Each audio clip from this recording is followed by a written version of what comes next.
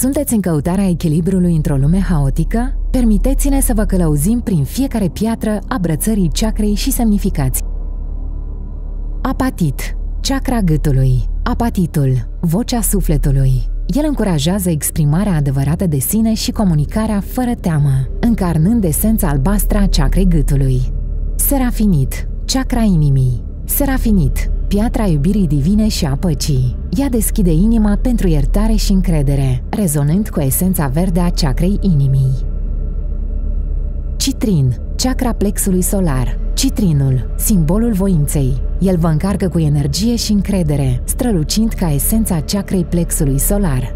Charoite, chakra celui de-al treilea ochi. Charoite, fereastra intuiției. Ea vă permite să vedeți lumea cu ochi noi și să descoperiți înțelepciunea, reflectând esența purpurie a chakrei celui de-al treilea ochi. Cornalian, chakra sacrală. Cornalianul radiază cu emoții și dorințe. El deblochează creativitatea și sexualitatea, capturând esența focului chakrei sacrale. Jasp roșu, chakra rădăcinii. Jaspele roșii, piatra forței vitale. Ele trezesc stabilitatea și instinctele, încarnând esența chakrei rădăcinii. Cristal de munte, chakra coroanei.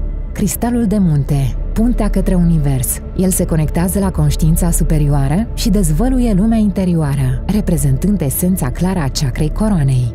O brățară chakra care vorbește sufletului, lucrată manual, cu pietre alese cu un scop. Fiecare piatră rezonează, fiecare spune o poveste. Obțineți-o acum! Pietre rare, stoc limitat disponibil.